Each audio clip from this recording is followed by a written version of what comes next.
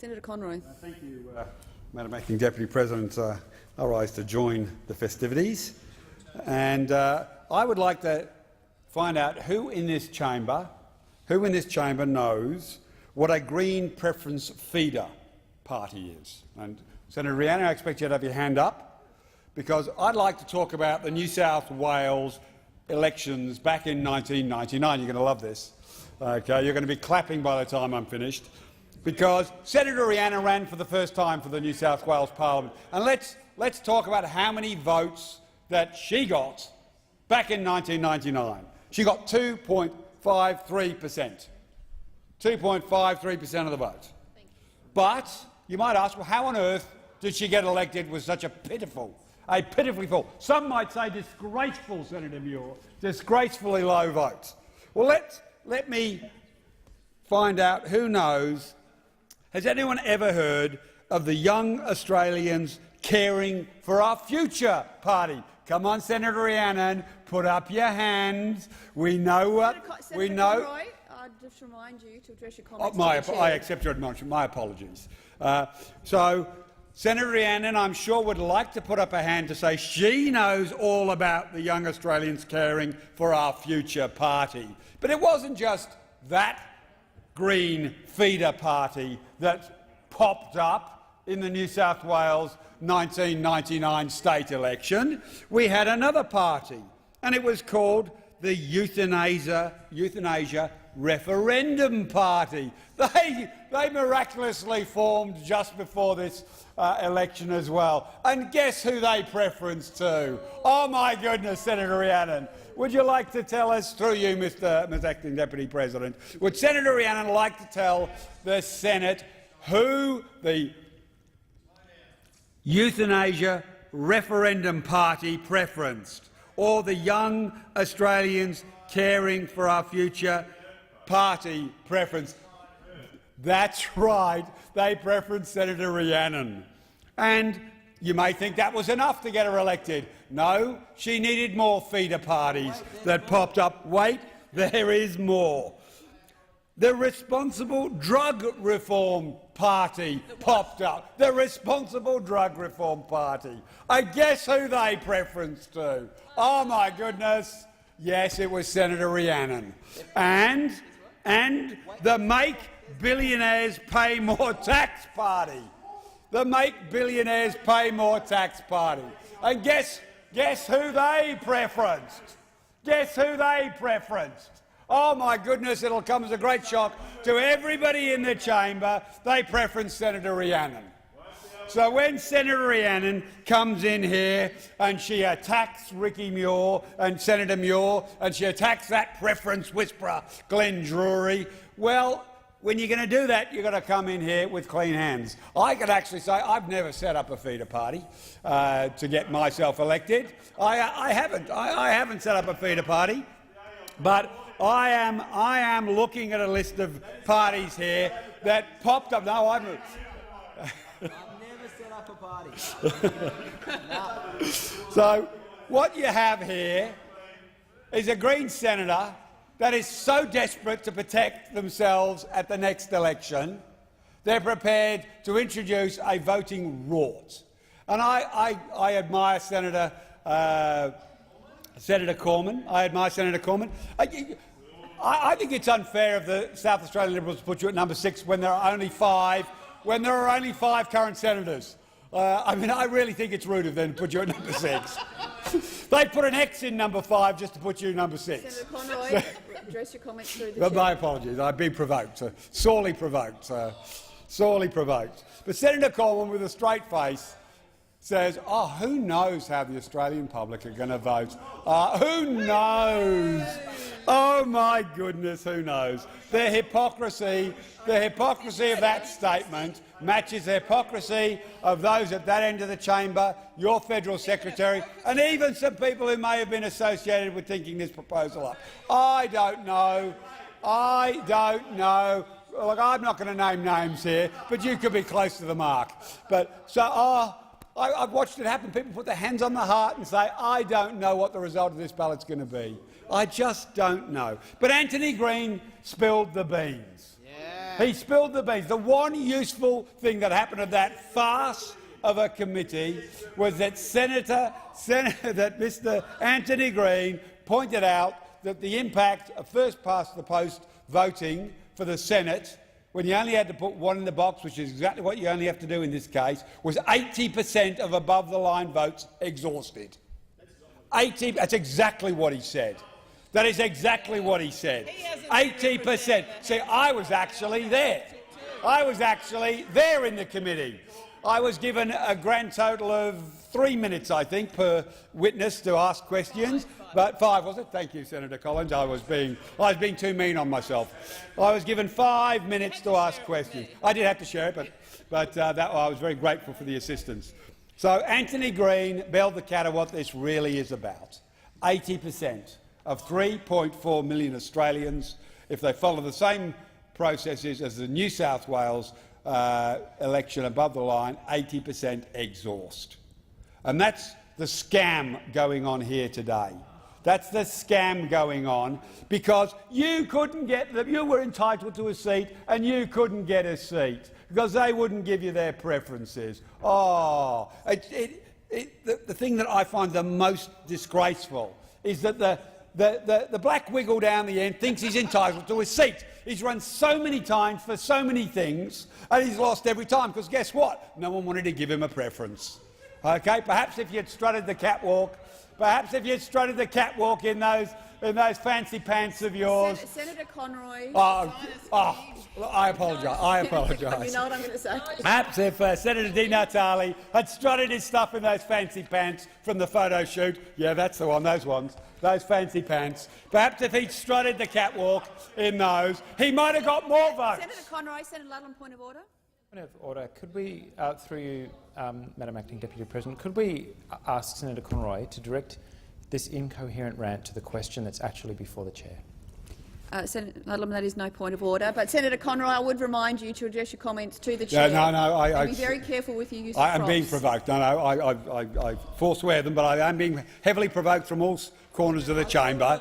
Heavily provoked. So Senator Di Natale and the Greens couldn't get enough preferences. So what did they decide to do? Disenfranchise 3.4 million Australians. That's the only way you can get elected. It's a sorry state of affairs. A sorry state of affairs. Ran a couple of times, couldn't get enough preferences. Steve Fielding got elected before you, for goodness sake. Steve Fielding, and my goodness, Senator Di Natale objected to that. Oh my goodness. They're entitled to a position in every state. That's the Greens' position. And we don't care if 3.4 million Australians get disenfranchised and get nobody representing them in this chamber. As I said earlier, I don't think we'd see Senator Muir in a pair of pants like that, but given the hipster look he's currently, anything is possible. But I don't have a problem with probably the most normal Australian in this chamber getting elected, and that's Senator Muir. I said this earlier. Probably the most normal Australian to be elected. And that's being very unkind to the other 75 of us. That's unkind to the other 75 of us. Okay? But I don't have a problem that somebody that wasn't aspiring to get elected to the Senate, like Senator Di Natale, has so desperately clawed and fought and scratched to get here just so he could do the photo shoot of his life. Just so he could do the photo shoot of his life. What a pair of pants they were. Other people like the skivvy. I love the pants. Seriously. What a sense of entitlement. Senator Conroy, please address to the chair, and also some degree of relevance would be useful for the chamber. It is entirely relevant. The motivation behind why the Greens have signed up to this piece of legislation, this voting rort, is to get their own bums on the seats. So I'm hoping we won't have I'm hoping we're not going to have a repeat of the earlier discussions. But this is about 12 green bums on red leather. That's all this debate is about. Senator Rhiannon knows that she might not get elected in the next New South Wales state Senate election. She watched what happened to the 2013 Green candidate and they missed out. So she decided, I'm not going to take that chance. I don't care that I'm going to attack those dirty backroom pop-up party preference deals, the ones that she herself has been at the centre of. She wrote them up on a whiteboard once to describe the green feeder parties. Wrote them on a whiteboard. Okay? So Senator Rhiannon, back then no one had cameras back then on their phones, otherwise we would have one. But Senator Rhiannon comes to this debate with the dirtiest hands in the chamber. The dirtiest hands in the chamber, because that's what the Greens got up to. And then tragically, other people wouldn't preference the Greens.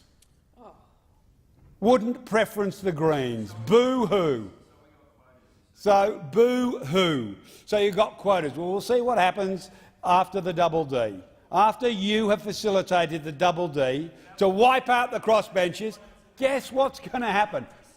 I'm not scared of a double D. I'm scared for the people of Australia of the consequences. I am scared for the people of Australia because Senator Di Natale, who is rudely interjecting on me and trying to make me address him, Madam Acting Deputy President, and I am resisting. Okay, but Senator Di Natale, Senator Conroy, Senator Di Natale, and the Minister.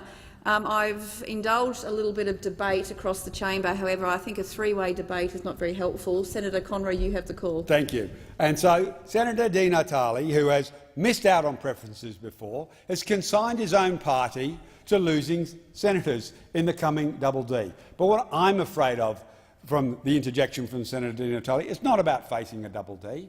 I'm afraid for the consequences for the Australian public. And they're two.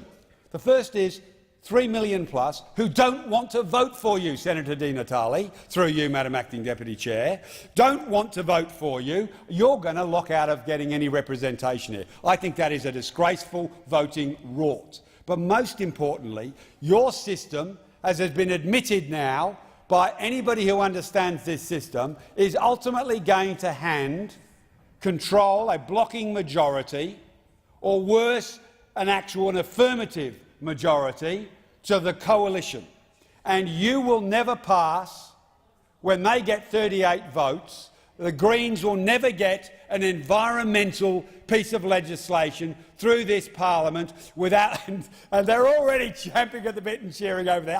I'm being harassed again from across the chamber. They are already champing at the prospect of this.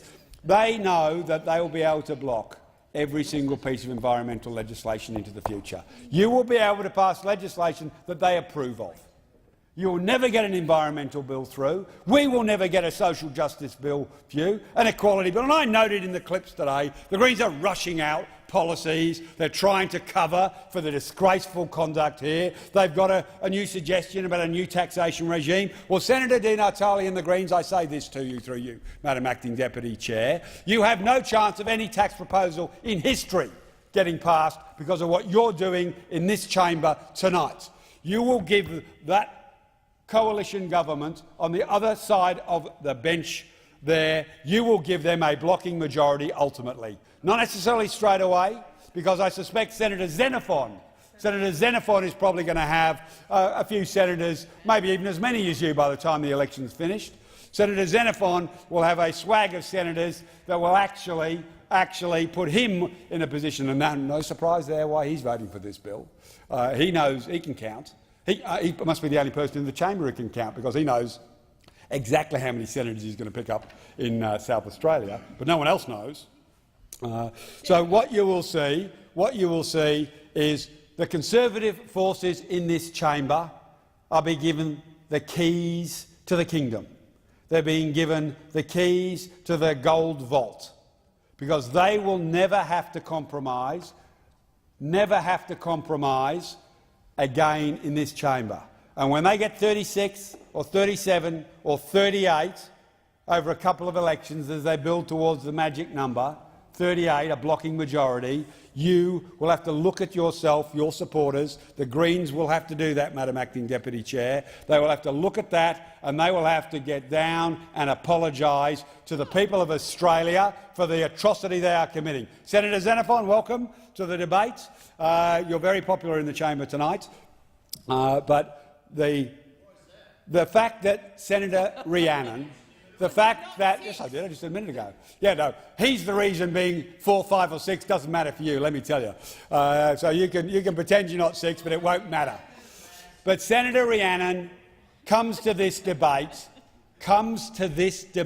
with the dirtiest hands. I want to know, Senator Rhiannon, what you know about those parties that I have described. I want to know. I want you to put your hand on your heart and say, I had nothing to do with those pop-up parties. Come on, you've got a chance in a few minutes. I had nothing to do with those pop-up parties. Because if she stands up and says that, then I'm going to be taking a few points of order.